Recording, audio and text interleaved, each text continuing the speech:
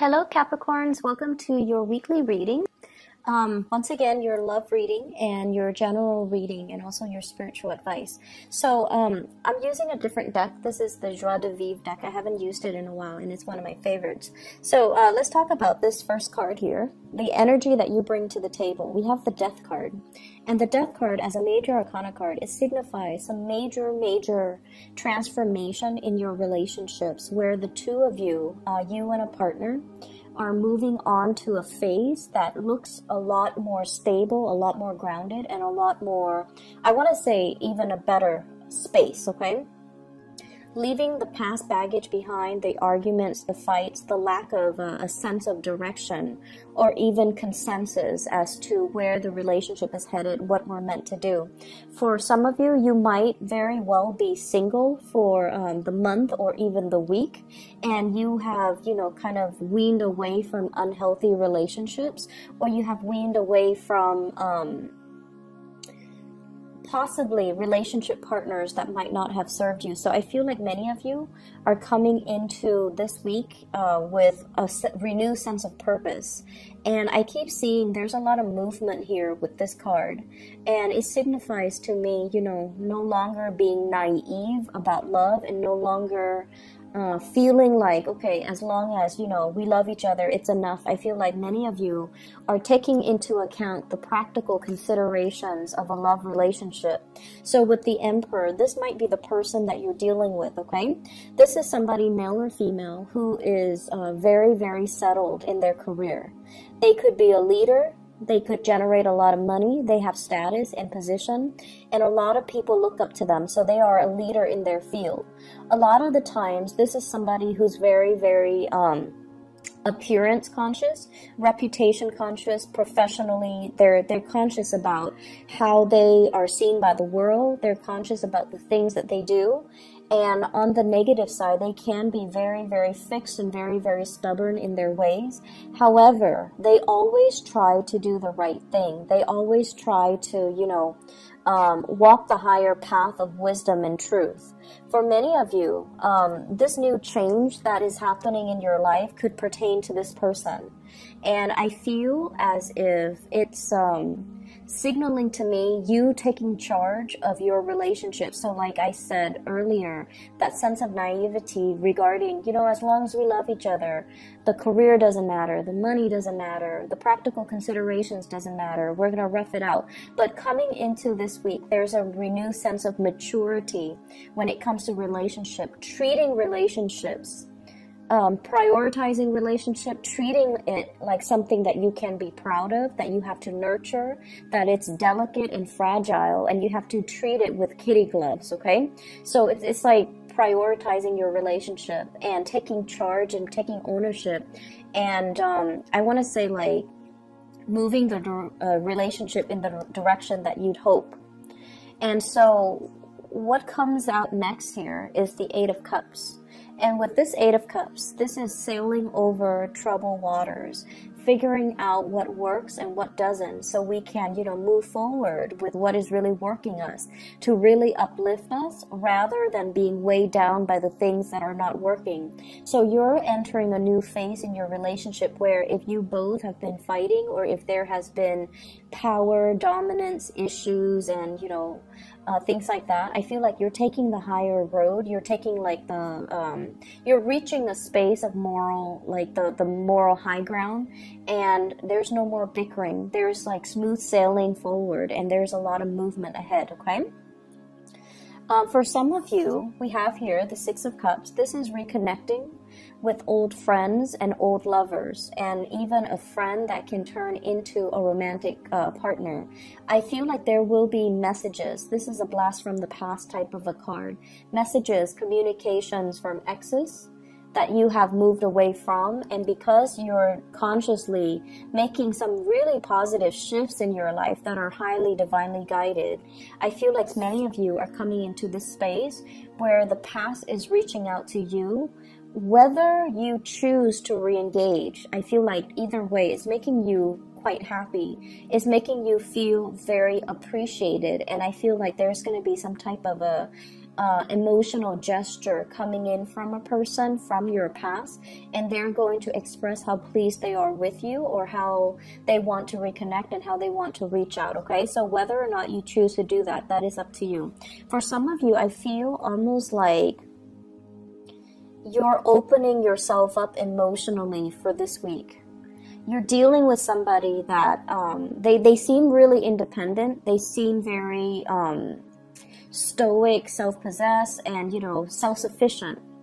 But the stance that they're taking is, they might tell you, you know, I need some help. I need you to be there. I need you to be my pillar of strength. So I feel like for some of you in relationships, you might play more of that emotional nurturing energy, or you might be the problem solver for your relationship partner. For others of you, if things have been very, very difficult, your partner is stepping up and exhibiting the energy of the Emperor, where they are problem shooting for you. They're problem solving for you, troubleshooting for you, and they're taking control of the relationship. And they're also going to, you know, do a lot of things behind the scenes to advise you, to help you, to make the situation a lot smoother for you. So either way, I feel this solidification of a relationship commitment. For those of you who are single, I definitely see a very, very strong person in your midst that you might have feelings for, and it shows up here as the Emperor. So I have, you know, Scorpio, Aries types of energy, and there's a lot of fire. So like the other cards are very muted, but this card, there's a lot of passion, fire, drive, ambition. You are interested in somebody, and, you know, naturally you're drawn to people like this, people who are honest, truthful, straight-laced, but underneath it, they have a lot of drive, a lot of personal ambition. They want to get things, you know, moving for themselves. And there's a self-starter. So this is somebody who's very, very prominent in your midst. And I feel like there's going to be communication that will really bring to light what they're feeling about you, how they feel about you, and things like that, that will make you feel quite flattered and quite happy.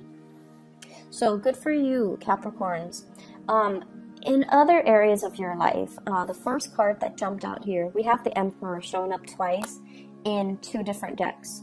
So this is your energy then. It is showing up here as taking care of practical responsibilities, having to, you know, say no to certain people that are coming to you, and having to ask follow-up questions. So I feel as if some people might be coming to you with work responsibilities and they don't know how to do things. They're coming to you with something like, I don't know how to do this. Can you help me do that? And the danger of that is, you know, you can teach somebody and that will teach them to be self-sufficient so they never have to come to you again. Or you can do it for them. And I feel like this is the card where people are coming to you to pick your brain, to ask you for advice, to ask you for to share your skills and your expertise. And I believe I mentioned about 2 weeks ago, if I'm not mistaken, hold things close to your chest. Don't review your plans. Don't get too chummy with coworkers, because I feel there is this prying energy. It's almost like they're not really there for your interest. They're trying to figure out what you're planning to do. They're trying to figure out, like, you know, how would you solve this problem, to kind of steal your ideas. And I'm getting the same type of energy here, where it's really telling you, hold things very, very close to your chest. Assess the situation really carefully before you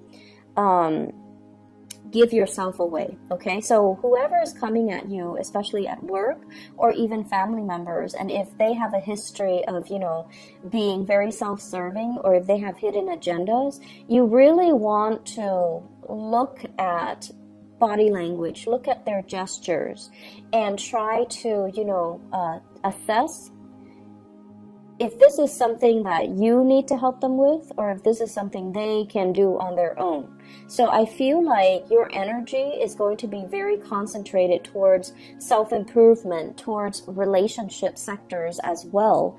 And so you don't want to, you know, allow the extra energy to dissipate to, I want to say, waste your energy or waste it on people who don't want to do things on them by themselves, and they expect you to kind of, you know, solve all of their problems. So in the love relationship, you're taking a huge stance, you're stepping up, and you're solidifying your relationships. In the work environment as well, I feel like you're going to need to exercise some type of a loving detachment so that all these people coming at you don't wear out or don't, you know, corrode your energy level. Okay, so I feel like it's going to be a busy week where you're being called upon as a consultant. You're being called upon to help a lot of people with their issues, to help a lot of people as well, to give them, you know, concrete ideas, concrete plans. And so you're in a position where you are in very, very high demand. So be discriminate about what you're sharing with other people. You're also very visible, and a lot of people look up to you. So make sure that, you know, I don't need to tell you guys this because, you know, you guys are very solid and sturdy. But if people are coming to you and, you know, like for mentorship, for example, and they're like, this, I don't know what to do. My life is, you know, in disarray. Can you help me fix it? I feel like it's really critical for you to think about whether or not that's appropriate. So if it's a coworker and their life's in disarray, their personal life's in disarray, I don't feel that it's appropriate for you to, you know, get too involved in their personal lives. You can give them general advice, but I would say drawing boundaries and telling them, you know, I'm going to, you should defer to your psychiatrist, your therapist to help you with that. I can only give you, you know, professional advice. So learning to draw boundaries and learning to be firm with some people.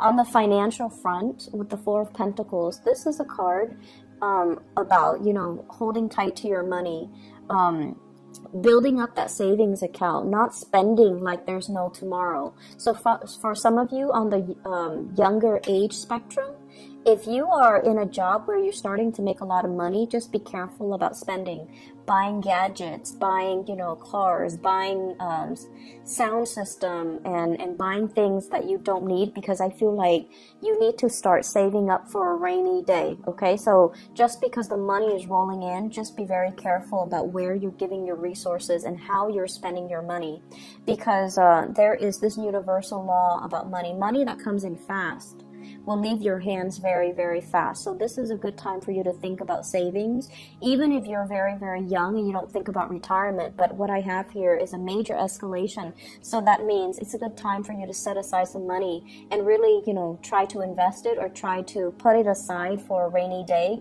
or try to start putting it in an account so that you can plan your retirement. Okay, this is just a practical thing that's coming in, because I feel like some of you money is leaving your hands or sliding through your fingers really, really quickly. So you just want to be careful about that. Okay, good week overall, Capricorn. So just, you know, focus on the relationship sector. I feel like things are good. In the work front, I'm sensing that, you know, there's solicitations as well for going out and things like that, but it's at your discretion whether or not you want to, you know, mix business with pleasure, or whether or not you want to let people close to you let people get too close to you. I feel like there's a need here to maintain clear boundaries, especially with coworkers. Okay, so I wish you all the best. Take care. Bye bye.